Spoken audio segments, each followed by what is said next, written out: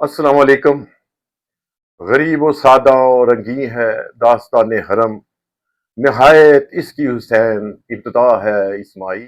10 محرم حرام 61 ہجری دنیا اسلام کا دل خراش واقعہ ہے، جو ثانیہ کربلا کے میدان میں 10 محرم کو ہوا۔ دنیا اسلام کی تاریخ میں بلکہ پوری دنیا کی تاریخ میں ایسا دردناک، ایسا دل خراش واقعہ نظر نہیں آتا۔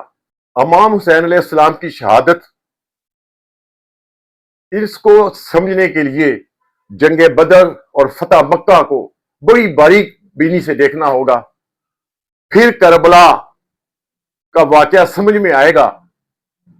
کتنا بغض تھا ان لوگوں کے دلوں میں جنہوں نے کربلا میں اتنا بڑا ثانیہ برپا کیا۔ حضرت امام حسین رضی اللہ تعالیٰ عنہ نے نہ تو بیعت سے انکار کیا نہ اقرار کیا، وہ انہوں نے خاموشی اختیار کی ہوئی تھی۔ مدینہ سے روانگی 28 رجب 60 ہجری کو منتقلی رہائش کے لیے وہ وہاں سے اپنے اہل و عیال کے ساتھ کوفہ کی طرف روانہ ہوئے۔ جنگ کی غرض سے نہیں آئے، نہ ان کے پاس جنگی ساز و سامان تھا نہ گھوڑے تھے۔ جب جنگ کے لیے کوئی آتا ہے تو پورے جنگی ساز و سامان، گھوڑے، تلواریں، جو بھی جنگی ساز و سامان کی ضرورت ہے ساتھ لے کر آتا ہے، بیوی بچوں کو ساتھ لے کے جنگ میں نہیں جاتے۔ حضرت امام حسین رضی اللہ تعالیٰ عنہ صرف اس غرض سے کوفہ کی طرف روانہ ہوئے کہ انہیں کوفہ کی طرف سے بہت سے خطوط ملے تھے، ان کو دعوت ملی تھی کہ وہ کوفہ کی طرف تشریف لائیں، کیونکہ حضرت علی کرم اللہ وجہہ کا دارالخلافہ کوفہ تھا، اور کوفہ کے لوگوں کا حضرت علی کرم اللہ وجہہ کے خاندان کے ساتھ ان کا گہرا روحانی رابطہ تھا۔ اس لحاظ سے انہوں نے یہ فیصلہ کیا، خاموشی اختیار کی، کوئی فیصلہ نہیں کیا۔ اس خاموشی اختیار کرنے پہ انہوں نے یہ جو فیصلہ کوفہ منتقل ہونے کے کیا، اپنے اہل و عیال کو ساتھ لے کے وہ روانہ ہوئے۔ لیکن مسلم بن عقیل کو انہوں نے 15 رمضان 60 ہجری مکہ سے کوفہ کے لیے روانہ کیا کہ وہ کوفہ کی ساری صورتحال کو جو ہے اس سے آگاہ کریں۔ مسلم بن عقیل کی کوفہ میں آمد اور بہت اچھا استقبال ہوا، کیونکہ اس وقت گورنر کوفہ جو تھے وہ نعمان بن بشیر انصاری تھے، تو ان کی ہمدردیاں امام حسین رضی اللہ تعالیٰ عنہ کے ساتھ تھیں۔ اور 5 شوال کو یہ پہنچے۔ بہت سارے جو لوگوں نے سینہ بسینہ یہ خبریں یزید تک پہنچ گئیں، تو یزید نے گورنر کوفہ کو تبدیل کر دیا اور عبید اللہ ابن زیاد کو گورنر مقرر کر دیا۔ نئے گورنر کوفہ عبید اللہ ابن زیاد کا جب تقرر ہوا تو انہوں نے اہل کوفہ پر دباؤ اور یزید کی بیعت کے لیے پوری جتنی بھی مشینری استعمال کی جاتی ہے حکومت کی وہ کی اور لوگوں کو مجبور کیا۔ اور اس دوران گورنر کوفہ عبید اللہ ابن زیاد نے مسلم بن عقیل کو، یہ قتل جو ہے گورنر کوفہ عبید اللہ ابن زیاد کے حکم پہ ہوا تھا۔ 8 ذی الحج کو امام حسین رضی اللہ عنہ مکہ میں تھے، تو انہوں نے مکہ سے نہ کو خطبہ دیا، حج مؤخر کیا، عمرے میں تبدیل کیا، اور نہ کوئی انتشار، نہ کوئی احتجاج، کسی قسم کی کوئی سیاست کی بات وہ بھی ایسی نہیں کی۔ وہ بڑے آرام سے انہوں نے کوفہ کی طرف مکہ سے روانگی 8 ذی الحج کو کی۔ یہ واقعہ 61 ہجری 10 محرم کو کربلا میں ہوتا ہے، جب ان کا قافلہ جو ہے وہ پڑاؤ کرتا ہے کربلا کے میدان میں۔ اور یزید نے حکم دیا تھا کہ امام حسین رضی اللہ عنہ سے زبردستی بیعت لی جائے یا ان کو گرفتار کیا جائے، ان کو قتل کر دیا جائے۔ ہمارے جو ادھر لوگ ہیں نا، اس میں کچھ علماء بھی ہیں جو بڑی طرفداری کرتے ہیں کہ یزید کو پتہ نہیں تھا، اس کو تو بڑی دکھ ہوا تھا۔ یہ حکم یزید کی طرف سے تھا، اور یہ وہ بغض تھا جو جنگ بدر اور فتح مکہ میں ان لوگوں کے اندر موجود تھا۔ یہ اس بغض کا نتیجہ تھا کہ حالانکہ ایسا بھی ہو سکتا تھا کہ ایک سیاسی اگر اختلاف ہو، اس وقت بھی ہوتا تھا تو وہ بیٹھ کے سالس مقرر کر کے وہ ساری باتیں جو ہیں وہ آپس میں طے کر لی جاتی تھیں۔ آپ امام حسین رضی اللہ عنہ کو کوفہ کی طرف جانے دیا جاتا، جب وہ پہنچ جاتے ان کو نظربند کیا جا سکتا تھا, ان سے گفت و شنید ہو سکتی تھی, بات چیت ہو سکتی تھی, لیکن ایسا نہیں ہوا. انہوں نے کربلا کے میدان میں ہی ان کا گھیراؤ کر لیا, اور یہ یزید کا حکم تھا. یہ جو علماء کچھ کہتے ہیں کہ ان کو نہیں پتا تھا, میں ان سے پوچھتا ہوں کہ جب یزید کے دربار میں حضرت امام حسین کا سر پیش کیا گیا تو ان اونٹوں پہ چھڑی کس نے ماری تھی؟ وہ یزید تھا.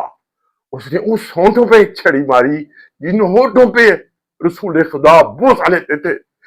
اس سے بڑھ کر کیا ہو سکتا ہے کہ 63 ہجری میں یزید نے مدینہ پر حملہ کروایا اور ہزاروں صحابہ شہید ہوئے, ہزاروں لوگ شہید ہوئے, اور عورتوں کی عصمت دری کی گئی, زیادتی کی گئی, اور مسجد نبی میں گھوڑے باندھے گئے, بہت سی توہین ہوئی. مکہ میں عبداللہ ابن زبیر کی حکومت تھی, پھر مدینہ کے بعد مکہ پر حملہ ہوا اور کعبہ کو جلا دیا گیا. یہ کس کے حکم پہ ہوا؟ یہ بھی یزید کے حکم پہ ہوا تھا. آج ہزاروں لوگ شہید کرنے کے بعد, عورتوں کی عصمت دری کرنے کے بعد مدینہ میں, اور پھر مکہ میں حملہ کرنے کے بعد, کعبہ کو جلانے کے بعد, اور حضرت امام حسین کے کٹے ہوئے سر پر ان کے اونٹوں پر چھڑی چلانے والا یزید, آپ کہیں کہ نہیں اس کا قصور نہیں تھا, وہ بڑا مجرم تھا, اسی کے ماں پر ہوا تھا. وہ اس نے یہ بھی کہا تھا کہ آج اگر میرے ابا و اجداد زندہ ہوتے تو وہ خوش ہوتے, میں نے جنگ بدر کا آج بدلہ لے لیا ہے. اس سے بڑھ کر وہ کیا ثبوت ہوگا؟ یزید ظالم تھا, جابر تھا, اور سب سے بڑی بات کہ وہ ایک ولی عہد نامزد ہوا حضرت امیر معاویہ کی طرف سے, اور یہ خلافت سے انکار تھا. اور اس طرح حضرت امام حسین کے ساتھ جو واقعہ ہوا, اور ان کی بیویاں جو ہیں بے پردہ ہوئیں, ان کے اوپر ظلم و تشدد ہوا, ان ظلم و تشدد کے بعد ان کو شام کی طرف روانہ کیا گیا. دوستو, اسیران کربلا کی کوفہ اور بعد شام روانگی ہوئی, اور ظلم و بربر کی یہ وہ تاریخ ہے جس میں ہر چشم نم ہے. یہ ظلم و بربر کی تاریخ کو کبھی بھلایا نہیں جائے گا. آج ہم امام حسین کے اس واقعہ کے اوپر غم کا اظہار بھی کرتے ہیں, بہت سارے جلسے جلوس بھی ہوتے ہیں, سنی بھی کرتے ہیں, اور شیعہ ماتم کرتے ہیں, لیکن آج بھی ہم حسین کا تو ماتم ضرور کرتے ہیں, غم بھی کرتے ہیں. آج بھی ہمارے اندر حسینیت والا جذبہ نہیں ہے, نہ ہی حسینیت والا وہ عمل ہے جو یزید کے سامنے, یزید کے پیروکار کے سامنے کھڑے ہو کر, ثابت قدم ہو کر حق کی آواز اٹھائیں اور ظلم و جبر کے خلاف اکٹھے ہو جائیں. ایسا آج بھی نہیں ہے. ماتم حسین کا ہو رہا ہوتا ہے اور ساتھ یزید کا دیا جا رہا ہوتا ہے, غم حسین کا کیا جا رہا ہوتا ہے, اور یہ ساتھ کھڑے ہوتے ہیں یزید کے پیروکاروں سے. آج جتنی بھی اس کربلا کے واقعے کے بعد آج تک جتنی بھی حکومتیں ہیں, یہ ساری یزید کی پیروکار ہیں. جو عرب علاقے میں ہیں جہاں پہ بادشاہت ہے, یہ سارے یزید کے پیروکار ہیں. میں برملا کہوں گا یہ یزید کے پیروکار ہیں.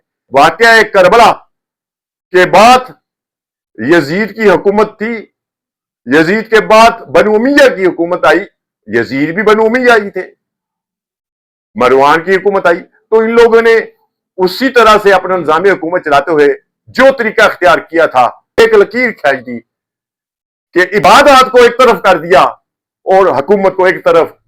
اور وہی سلسلہ آپ دیکھیں اس وقت عربوں میں ہے, مکہ مکرمہ میں ہے, مدینہ منورہ میں ہے.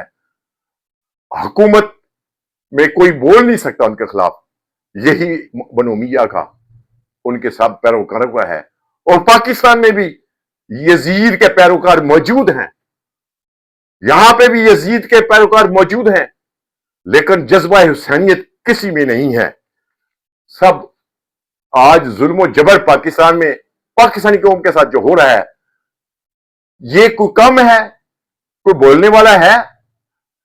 اس لیے اگر سبق حاصل کرنا ہے تو حسینیت سے یہ سبق حاصل کیا جائے کہ ہم ظلم کے خلاف ڈٹ کے کھڑے ہو کے مقابلہ کریں گے اور ظلم کا خاتمہ کریں گے.